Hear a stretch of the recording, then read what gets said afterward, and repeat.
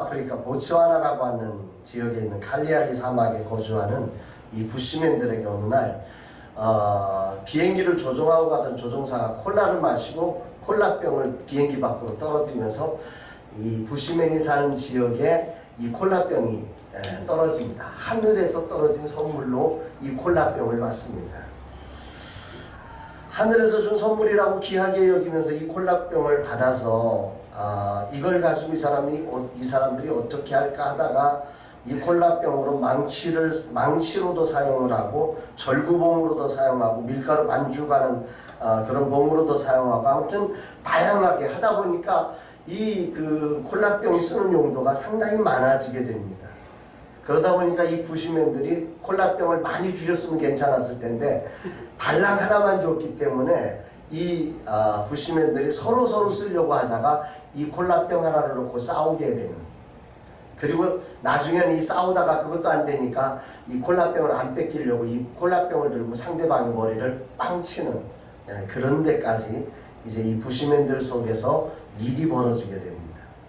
이런 모습을 이제 그 추장이 지켜보다가 저 콜라병은 하나님이 주신 것이, 하늘에서 준 것이지만 나쁜 거다, 이렇게 정의를 내리고 이 콜라병을 하나님께 다시 돌려드리려고 이제 이 추장이 콜라병을 들고 출발하면서 그 과정 속에 여러 가지 일들을 겪는 내용이 이 부시맨이라는 영화의 내용입니다. 그 내용 중에 참 재밌는 내용이 있습니다. 콜라병을 들고 가다가 이 콜라병을 이 부시맨이 놓쳤는데 원숭이가 이 콜라병을 들고 갑니다.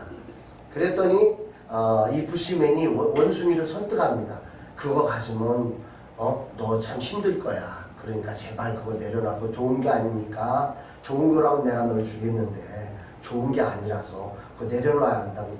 말이나 듣겠습니까마는 원숭이, 나무에 올라간, 콜라병 들고 올라간 원숭이를 밑에서 한참을 설득합니다. 그러니까 원숭이가 이렇게 들고 있다가 재미없으니까 훅 던져버립니다.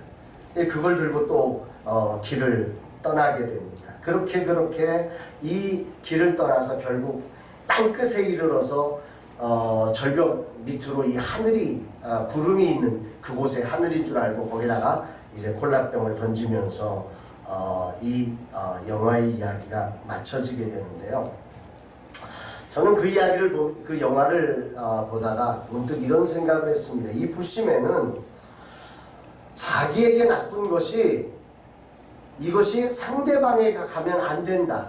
그냥 우리 부족 밖으로 콜라병을 던져도 됩니다. 나만 아니면 되지 않습니까? 그런데 그럴 수가 없는 거예요. 왜 땅끝까지 가냐면 이걸 만지면 누구도 나빠지기 때문에 자기가 부족을 떠나서 그 먼 길을 고생하며 다양한 일을 겪으면서도 이 콜라병을 포기하지 않습니다.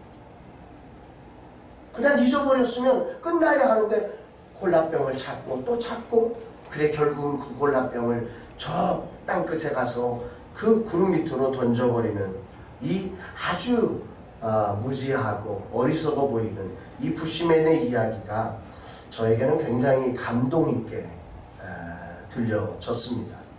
현대인의 사고로 보면 바보 같습니다. 그 영화 속에 이런 얘기가 나와요. 보츠와나의 반군이 말입니다. 자기가 위기에 처하니까 어떤 일을 하냐면, 반군이라는 얘기는 무슨 얘기냐면 정의를 위해서 일어나서 정부에 대항하는 사람들 아니겠습니까? 좀 더 옳은 일을 하겠다고 일어나서 일을 하다가 자기들이 불리하니까 무슨 일을 하냐면 초등학교에 침입해가지고 초등학생들을 자기 방패막이로 사용해요. 초등학생들을 쭉 둘러세우고서는 자기들이 안전한 곳으로 이동합니다. 그런 일, 이 세상은 말이에요, 좋은 일을 한다고 하면서 결국은 자기의 안전을 위해서 그렇게 총뿌리를 초등학생들한테 겨누어서 초등학생들을 자기의 안전망으로 사용하는 이런 일까지 서슴없이 합니다. 그런데 이 부시맨들은 아닙니다. 예수를 모르고 예수가 없음에도 불구하고 이 사람들은 정말 자기가 나쁜 것을 그 누구에게도 줄 수가 없어서 땅끝에 가서 이것을 버리는데, 오늘 우리는 예수를 알고 예수를 믿으면서 오늘 교회는 어떻게 살고 있나 라는 생각을 해보게 된 것입니다. 뭐로 가도 서울만 가면 된다는 세상적 사고가 혹시 교회 안에도 들어온 것은 아닌가? 정말 예수님을 따르다가 서울을 못 가도 괜찮습니다. 내가 서울 못 가고 저 지방에 충청도에 거하면서 하나님의 거룩한 모습을 드러낼 수만 있다면, 그래서 그 다음 사람이 충청도에서 서울까지 올 수 있도록 그런 다리가 되고 그런 길이 될 수 있다면, 나는 오늘 예수를 위해 살다가 충청도에서 멈춰도 되고 전라도에서 멈춰도 되고 경상도에서 멈춰도 괜찮다고, 그런 삶으로 오늘 우리가 살아갈 수는 없는 걸까? 보시면 영화에선 정말 이 모양 저 모양 이런 생각 저런 생각을 혼자서 이렇게 하게 된 동기가, 제가 요즘 교회가 어떤 곳일까를 고민하기 때문에 이런 생각을 하게 된 것입니다. 교회가 뭘까? 여러분, 교회는 뭐라고 생각하십니까? 여기서 중요한 것은 저와 여러분의 생각이 아니라 성경이 교회를 뭐라고 하는지부터 우리는 출발해 보아야 합니다. 몇 가지 말씀을 통해 교회의 본질적 자리를 먼저 살펴보면서 오늘 말씀을 함께 나누려고 합니다. 마태복음 16장 18절에 보면, 내가 내게 이르노니 너는 베드로라, 내가 이 반석 위에 내 교회를 세우리니 음부의 권세가 이기지 못하리라. 교회의 출발점을 말할 때 우리는 이 성경 구절을 중요하게 여깁니다.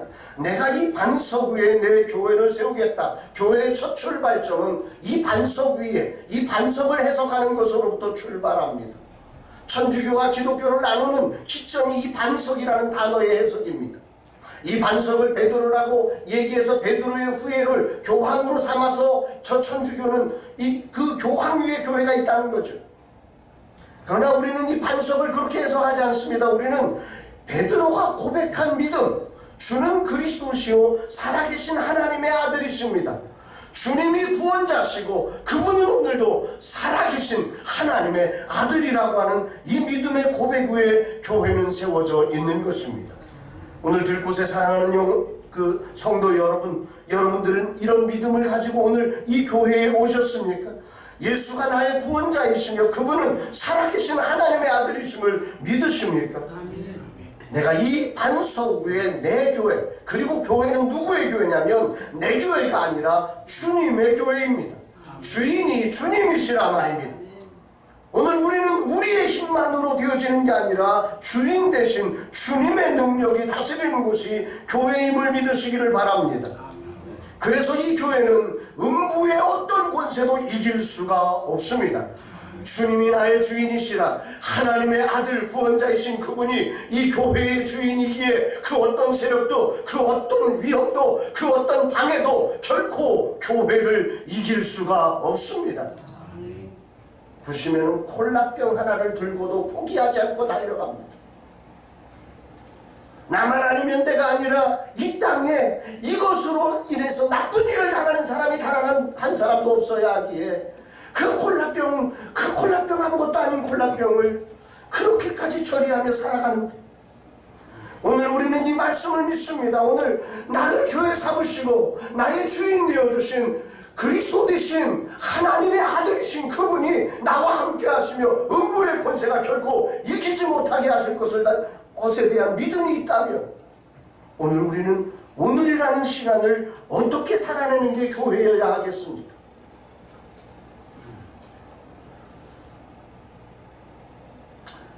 사도행전 20장 28절에 보면 이런 말씀도 나옵니다. 여러분은 자기를 위하여 또는 온 양떼를 위하여 삼가라. 성령이 그들 가운데 여러분을 감독자로 삼고 하나님이 자기 피로 사신 교회를 보살피게 하셨느니라. 이 말씀에 보면 교회를 하나님이 따라합시다. 자기 피로 사신 교회. 교회는 어떤 곳이냐면 주님이 피 흘려 사신 교회입니다.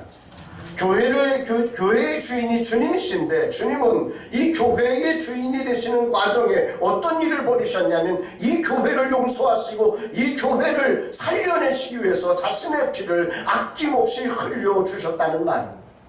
이 말은 교회가 얼마나 소중한 곳인지를 말하는 것입니다.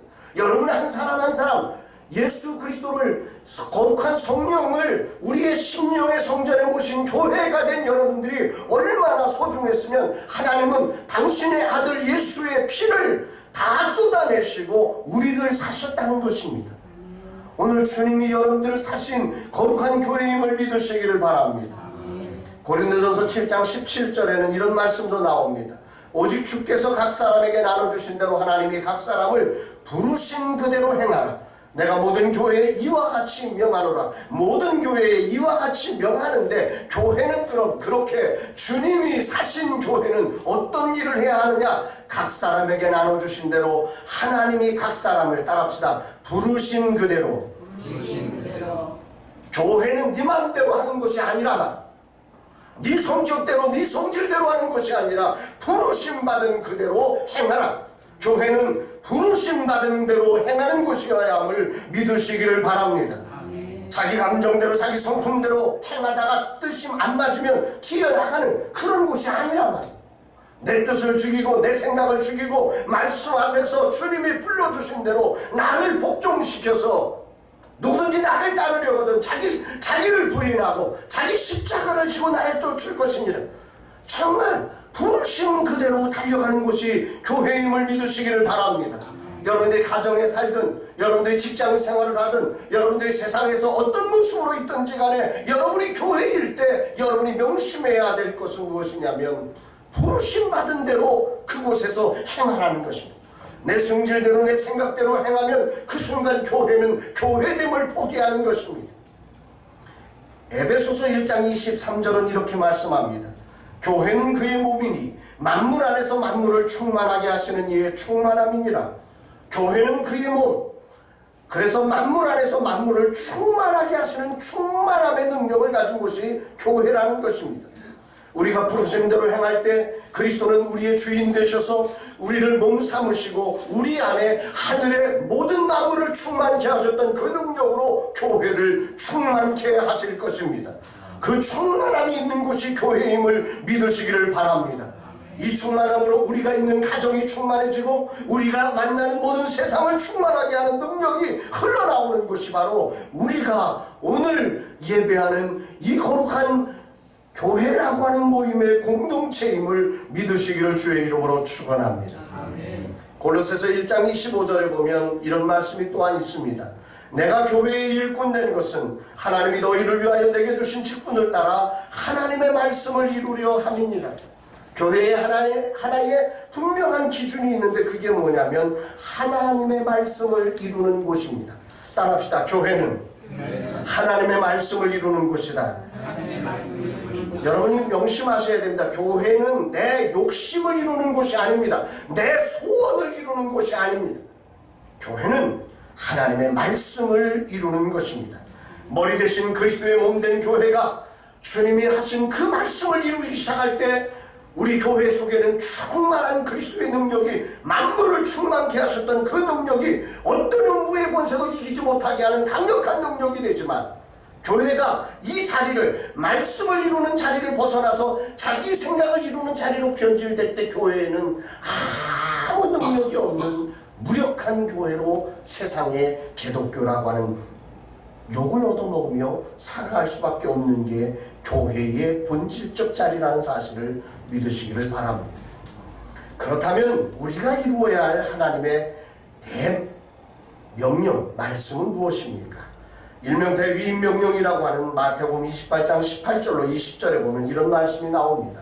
예수께서 나와 말씀하여 이르시되 하늘과 땅의 모든 권세를 내게 주셨으니 그러므로 너희는 가서 모든 민족을 제자로 삼아 아버지와 아들과 성령의 이름으로 세례를 베풀고 내가 너희에게 분부한 모든 것을 가르쳐 지키게 하라. 볼지어다 내가 세상 끝날까지 너희와 항상 함께 있으리라 하시니라.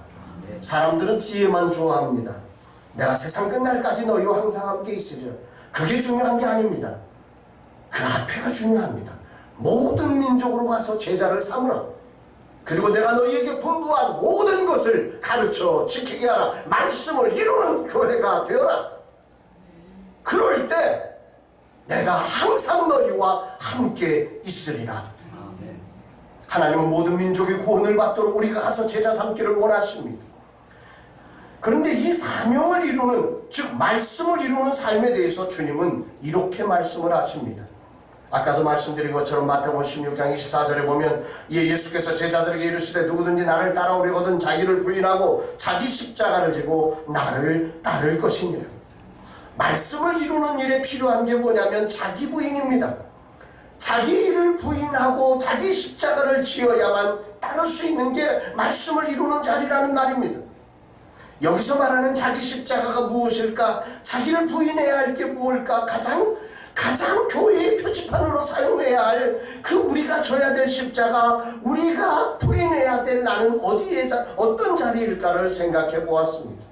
그것은 무엇이냐면 영혼을 구원하기 위해 누군가를 용서하기 위해서 지는 십자가를 말합니다. 따라합시다. 용서는 십자가를 지지 않고는 이룰 수 없다. 용서는 십자가가 존재하지 않고는 용서가 없습니다. 오늘 죄인이 구원받기 위해서는 예수 그리스도가 십자가를 지셔야 했습니다. 그러므로 교회를 한마디로 말하면 이렇게 표현할 수 있다고 봅니다. 용서받은 공동체이며 세상에 하나님의 용서를 보여주는 공동체다. 따라합시다. 교회는 용서받은 공동체이며 세상에 하나님의 용서를 보여주는 공동체다. 교회가 교회됐다. 이 말은 무슨 얘기냐면 교회 안에 주님이 우리를 용서해 주신 사건처럼 오늘 허물 많은 우리들이 용서받는 모습, 용서해 주는 모습이 보여질 때 교회가 교회됐다. 교회의 진정한 표지판이 있다고 하는 것입니다. 건강한 교회의 표지는 이 용서라고 하는 것입니다. 우리의 허물과 죄를 용서하신 주님의 그 사랑을 힘입어 우리도 세상을 향해 이 용서를 보여주는 공동체가 될 때 가장 건강한 교회가 되는 것이며 그것이 말씀을 이루는 교회가 되는 것임을 믿으시기를 바랍니다. 지난주, 원주 근주 말고요, 그 한 주 전에 수요일에 저희 가정에 큰 소용돌이를 만났습니다. 아마도 이 과정은 모든 부모가 겪어야 하는 과정이라고 생각을 합니다. 저희 딸이 정부에서 운영하는 문화사역자 아카데미에 합격을 해서 2달 동안 수업을 받아야 하는데 장소가 대학로 쪽입니다. 저희 집에서 거기까지 가려면 한 2시간, 전철로 2시간 정도가 걸린다고 합니다. 아침 출근 시간이 지옥철이라고 하지 않습니까? 우리 딸이 좀 건강했으면 좋겠는데 이게 마른 막대기 같이 그냥 야들야들 해가지고 약하다 보니까 2시간을 왔다 갔다 막 전철에서 시달리고 나면 아주 그냥 기진맥진이 된다는 거예요. 그래서 우리 딸이 그렇게 기진맥진하면서 이제 새로운 출발을 하고 여기서 내가 잘 배워서 이제 그 문화사역자로 사역을 나가야 되는데 그러기 위해서는 자기가 조금 그 체력을 좀 안배를 해야 되니까 그 근처에 방을 얻어 나가겠다고 하는 그런 요청을 우리 딸이 했습니다. 얼마든지 할 만한 요청입니다. 문제는 이 소리가 저한테는 이렇게 들렸습니다. 나 집 나갈래. 나한테는 다른 말이 안 들렸어요. 우리 딸이 집 나간다는 소리로밖에는 나에겐 들려지지 않았습니다. 저는 이 소리를 들을 때 2가지 생각이 났습니다. 하나는 26살짜리가 이제 집을 나가서 이제 2달만, 자기는 2달만 나가겠다고 하지만 2달 나가는 게 2달일까? 그리고 직장이 어디로 배치가 될지 모르는데 배치되면 2시간, 뭐 1시간이면 얘가 계속 집에 들어와서 거긴 다닐까? 이런 생각을 하면서 얘가 완전히 이제 내 품을 떠날 것 같은 두려움이 생겨난 것입니다. 또 하나는 이 아이가 있겠다는 원룸이 침대 하나, 화장실 하나, 조그만 책상 하나 있는 이 고시텔입니다. 제가 예전에 제가 왜 막 여기에 발악을 했냐면 춘천에 계시는 목사님 딸이 강남 성모병원에 간호사가 취직이 돼가지고 이제 그 교육을 받는데 교육을 받는 기간 동안에 기숙사가 아직 빈 방이 없어가지고 한 달간 고시텔에서 얘가 있어야 됐는데 제가 주일날 그날 저녁 집회를 마치고 오는 길에 걔를 좀 태워달라고 해서 걔를 태워줘서 고시텔까지 데려가 줬습니다. 그래 걔 짐을 쥐고 고시텔 안에 들어가서 문을 열고 걔를 거기다가 놓고 올라는데 눈물이 나서 못 오겠는 거예요. 제가 30분을 거기서 혼자 울었어요. 아니 여기다가 여자애 하나를 놓고 어떻게 오나. 내 딸도 아닌데 내가 30분을 거기서 막.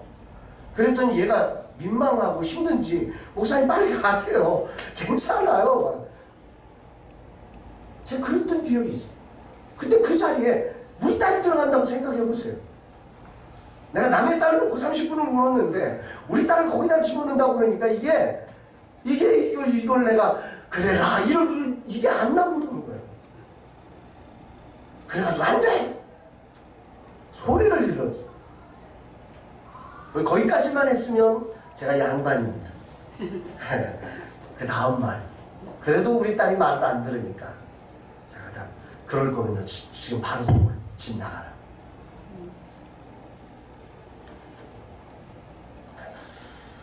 너는 이제부터 내 딸 아니라.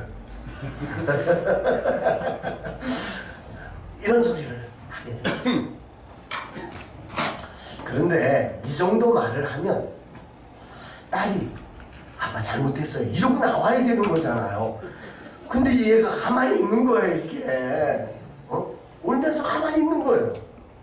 얼마나 당황이 돼. 이 말을 수습을 해야 되는데 이게 수습할 말을 이미 다 놓쳐버린 거예요. 솔직히 그 순간 저는 딸이 무척 미웠습니다. 그렇게 사랑하는 아빠의 마음을 왜 몰라줄까. 그깟 2달 자신의 몸을 단련한다고 생각하고 충분히 내 생각에는 왔다 갔다 할 수 있는 거리인데 왜 그렇게 저렇게 나중에 시집가면 당연히 나갈 건데 뭐가 급해가지고 저렇게 나간다고 그러나. 이게 용납이 안 되니까 막 입에 담기 힘든 이야기까지 해버리고 만 것입니다. 사랑하는 들꽃 가족 여러분, 우리 인간은 약간의 차이는 있겠지만 이런 실수들이 일상인 존재입니다. 저는 목사임에도 이렇게 말도 안 되는 실수를 해서 딸과 완전히 끝날 수 있는 환경을 만드는 사람이 바로 저라는 것입니다. 만약 저희 가정에 예수님의 용서가 없고 딸의 용서가 없다면 우리 딸은 집을 박차고 나갔을 것이고 저는 그 딸을 버린 비정의 아버지로 감히 이 자리에 설 수도 없는 사람이 될 것입니다. 그럼에도 불구하고 저희 가정이 행복한 가정으로 존재할 수 있는 것은 용서가 존재하기 때문입니다. 이런 실수를 우리 주님은 용서해 주시며 또한 우리 딸도 그 주님의 용서 아래 이 아버지를 용서하기에 우리 가정은 그래도 아버지와 딸로서 이 아름다운 관계를 유지해 갈 수 있는 것임을 기억하시기를 바랍니다. 교회는 용서가 있을 때 아름다운 곳이 됩니다. 아니 더 나아가 용서하기 위해 자신을 내려놓을 때 교회는 세상을 정복하는 가장 큰 능력을 가질 수 있음을 믿으시기를 바랍니다. 바로 오늘 본문의 말씀이 바로 이 이야기를 하고 있습니다. 마가복음 15장 39절 말씀 우리 같이 한번 읽어보겠습니다. 같이 함께 읽습니다. 여기 있습니다. 맨 앞에 시작. 예수를 향하여 섰던 백부장이 그렇게 숨지심을 보고 이르되 이 사람은 진실로 하나님의 아들이었도다 하더라. 여기 중요한 말이 그렇게 숨지심을 보고 예수를 향하여 섰던 예수님을 주목했던 백부장. 백부장은 누구냐면 로마 황제를 섬기는 중간 관리자입니다. 우리로 말하면 아마 대대장쯤 될 겁니다. 대대장쯤 되는 이 백부장이 말입니다. 로마 황제를 당시에는 뭐라고 표현했냐면 신의 아들이라고 했습니다. 하나님의 아들. 로마 황제 밑에 있는 모든 사람들은 로마 황제가 신의 아들이라고 일컫는 그 시대를 살아가고 있습니다. 그런데 백부장이 말입니다. 예수를 주목해봅니다. 예수님을 십자가 처형을 시킵니다. 예수님이 그렇게 무력하게 십자가에서 죽어갑니다. 마지막 죽음의 순간에 예수는 자기를 위해서 단 한 번도 이야기하지 않습니다. 심지어 자기를 침뱉고 욕하는 사람들을 향하여 저들이 알지 못해서 그런다고 저들을 용서해달라고 기도합니다. 그리고 맨 마지막 마가는 이런 이야기를 이 성경 바로 앞부분에 담아놓습니다. 엘리 엘리 라마 사막다니, 나의 하나님 어찌하여 나를 버리셨나이까. 예수님은 십자가 위에서 로마를 이기신 분으로 기록되지 않습니다. 그 로마의 그 권력 앞에 아주 힘없는 모습으로 어찌하여 나를 버리시나이까 고백하면서 그렇게 버림받은 모습으로 예수 그리스도는 죽습니다. 그 죽은 십자가를 보고 말입니다. 그 죽은 예수 그리스도를 보고 말입니다. 이 백부장이 이렇게 말합니다. 이 사람은 진실로 하나님의 아들이었도다. 왜 저는 이 말씀을 묵상하다가 도대체 백부장은 어떻게 이렇게 무력하게 죽으신 예수님을 보고 그는 진실로 하나님의 아들이라고 고백할 수 있었을까? 그동안 그 힘있는 로마의 황제를 따르던 백부장이 말입니다. 힘없는 예수 앞에 하나님의 아들이라는 이 고백을 어떻게 던져낼 수 있을까? 그 이유는 예수 그리스도가 능력이 모자라 십자가에 죽으신 것이 아니라 온 인류를 죄악에서 용서하시고 저들을 구원하기 위해서 그렇게 자신의 힘을 내려놓고 그들을 용서하기 위해서 십자가를 지는 이 예수 그리스도를 보았기 때문이 아닐까. 로마서 5장 8절에 나오는 대로 우리가 아직 죄인 되었을 때 그리스도께서 우리를 위하여 죽으심으로 하나님께서 우리에 대한 자기의 사랑을 확증하셨느니라. 이 하나님의 사랑을 실천해내기 위해서 자신을 십자가에서 내놓으며 용서를 실천하시는 예수의 삶을 통해서 놀랍게도 로마의 백부장은 저가 진실로 하나님의 아들이라고 하는 고백을 내어놓고 있다는 이 사실이 저는 굉장히 큰 울림으로 다가왔습니다. 십자가의 죽으심은 바로 죄에서 우리를 속량해 주시는 용서의 사건일 뿐만 아니라 온 인류를 축복하시는 가장 큰 최대의 축복의 자리임을 믿으시기를 주의 이름으로 축원합니다. 이렇게 용서하기 위해 힘없이 죽어가신 예수님을 보면서 로마 황제가 하나님의 아들이 아니라 적은 예수 그리스도가 하나님의 아들이라고 고백하는 이 백부장의 모습을 통해서 오늘 교회가 세상에 보여줘야 할 진짜 승리의 힘이 무엇인지를 저는 느끼게 되었습니다. 아버지로서 우리 딸에게 가장 보여줘야 할 진짜 승리의 모습은 아버지의 힘으로 딸을 이기는 게 아니라 그의 허물, 그의 약점을 용서해주고 덮어주고 그를 축복해주는 예수의 삶을 실현해내는 것이 진정한 승리임을 저는 깨닫게 되었습니다. 세상은 누군가를 눌러야 승리했다고 말합니다. 그래서 그런 승리를 위해 남이야 죽던 말던 내 화풀이를 다 해야 내 속에 있는 말을 내가 시원해질 때까지 다 외쳐야 우리는 시원하다고 말을 합니다. 그러나 그렇게 승리하시고 여러분 돌아보시면 행복하셨습니까? 그렇게 친구가 떠나고 그렇게 이웃이 떠나고 그렇게 가족이 떠나고 나중에는 자기 자신조차도 우울감에 사로잡히지는 않으셨습니까? 진정한 승리는 용서함에 있음을 믿으시기를 바랍니다. 이것은 내게 주어진 십자가를 지고 최고의 능력을 발휘하는 자리가 용서의 자리임을 여러분들이 기억하시기를 바랍니다. 마태복음 6장 14절로 15절은 그래서 이렇게 말씀합니다. 너희가 사람의 잘못을 용서하면 하늘 아버지께서도 너희 잘못을 용서하시려니와 너희가 사람의 잘못을 용서하지 아니하면 너희 아버지께서도 너희 잘못을 용서하지 아니하시리라. 마태복음 18장 35절에는 이렇게도 말씀합니다. 너희가 각각 마음으로부터 형제를 용서하지 아니하면 나의 하늘 아버지께서도 너희에게 이와 같이 하시리라.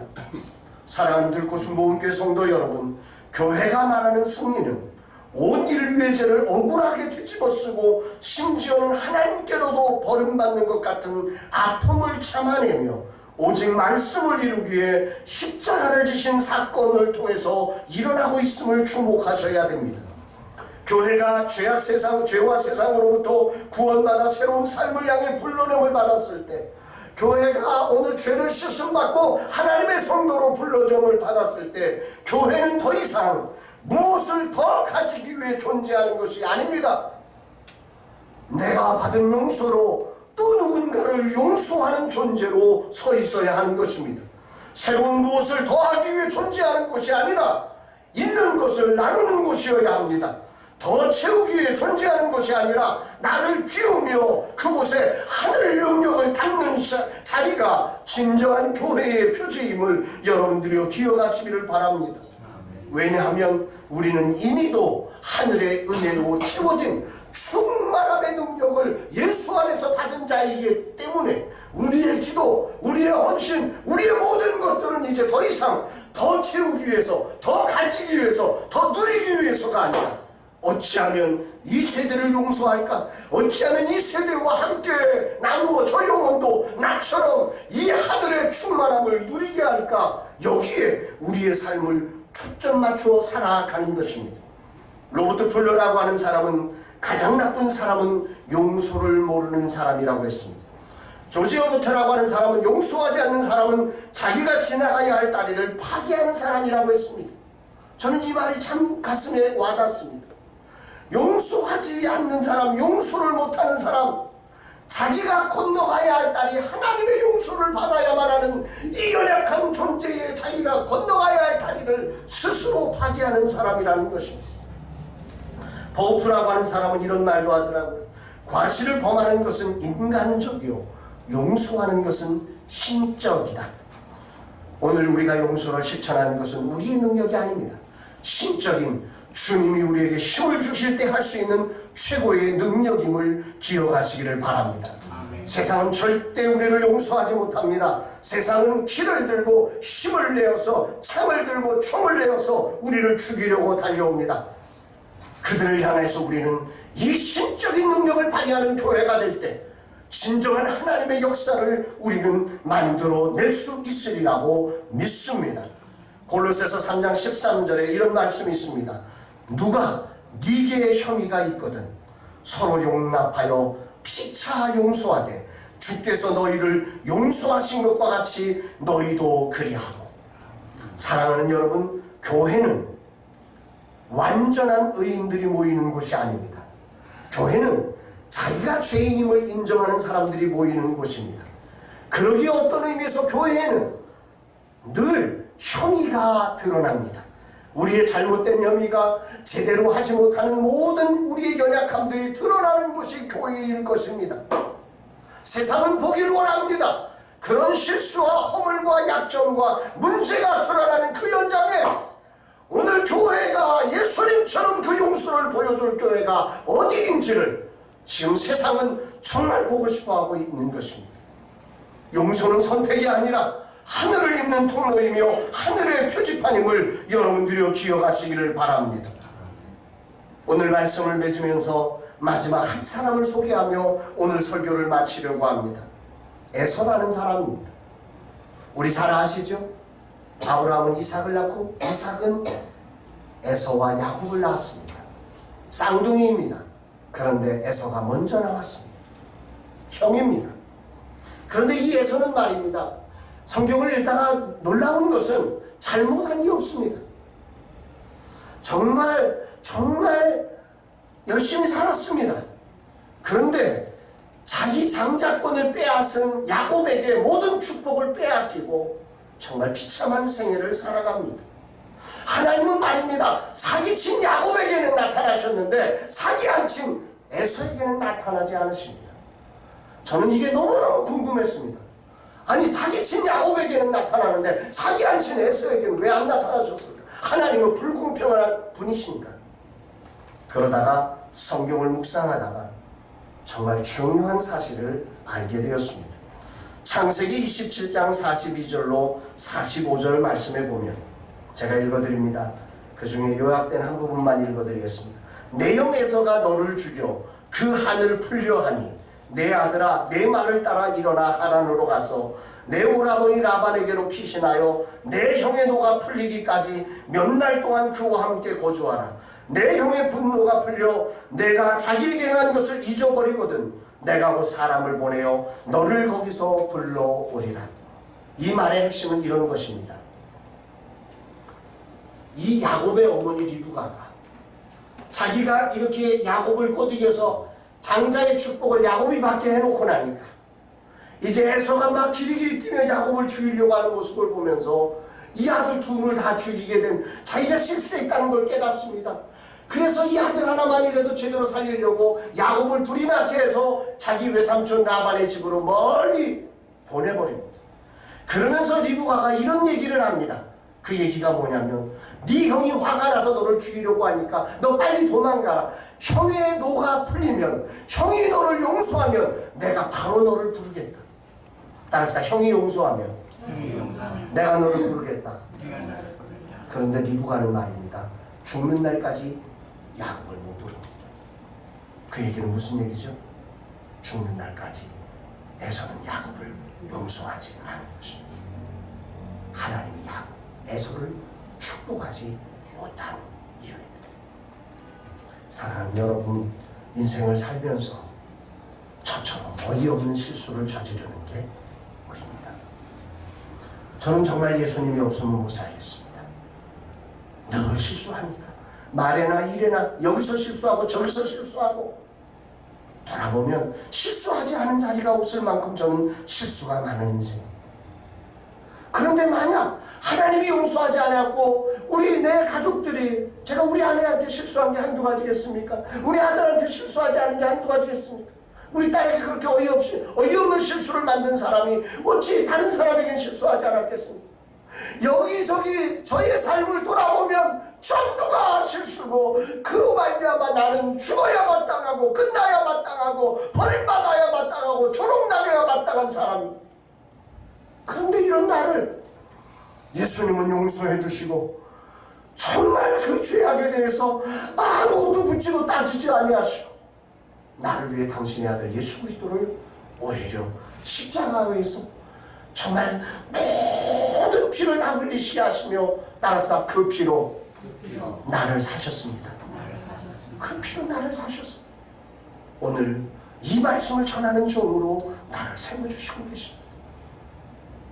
그러기에 이 용서를 알기에, 이 용서가 오늘도 있기에, 아니 그렇게 용서받았으면서도 또 실수하는 나를 알기에 오늘 내 앞에 어이없이 실수하고 어이없이 넘어지는 그 사람을 내가 더 이상 이제 심판할 수가 없는 존재라는 사실을 이제야 합니다. 이제는 그들을 향해서 진짜 교회의 표지를 가진 목사가 되고 싶습니다. 나도 이제 그렇게 어이없이 실수하는, 어이없이 넘어지는, 정말 말도 안 되는 그런 실수를 하는 그 사람들을, 그들을 용서하고 그들을 축복하는 예수님의 삶을 살기 위해서 나를 부인하며 십자가를 지는 이 길을 정말로 걷고 싶습니다. 그러나 우리는 압니다. 이 길을 내 의지로, 내 윤리와 도덕의 능력으로 이 삶을 내가 살아갈 수 있느냐는 것입니다. 우리 힘으로 살 수 없기에, 그래서 저는 오늘도 겸손히 하나님 앞에 엎드리며 하나님의 말씀을 따라가고 주의 능력을 힘입기 위해서 예배하고 기도하고 말씀 앞에 서는 이 길을 놓칠 수가 없습니다. 오늘도 내 능력이 아니라 나의 주인 되신 예수님 앞에 엎드리며 예수님의 그 능력을 붙들고 그분의 충만함이 저를 통해서 일할 수 있도록 그분께 저를 내어드리는, 나를 부인하고 십자가를 지는 이 길을 걸어갈 수밖에 없게 된 것입니다. 사랑하는 들꽃은 모음교회 성도 여러분, 혹시라도 에서처럼 오늘 누군가를 도저히 용서할 수 없습니다. 에서 입장에서 이해가 됩니다. 자기 장자의 축복을 다 뺏어가 버린 동생을 어떻게 용서하겠습니까? 도저히 용서가 안 됩니다. 그 에서가 어떻게 그를 용서할 수 있습니까? 에서 능력으로 안 됩니다. 오직 나의 구원자이신 예수 그리스도의 그 능력이 우리를 주장할 때, 그 은혜가 우리의 삶을 붙들어 줄 때, 우리가 에서의 삶 속에도 용서를 만들고 천국을 만들며 진정한 장자로서의 거룩한 승리를 만들어낼 수 있음을 믿으시고, 오늘 용서를 실천하며 우리 들꽃은 모음교회 안에 용서가 보여지는 아름다운 천국교회를 이루어가기를 주님의 이름으로 축원합니다. 기도하겠습니다.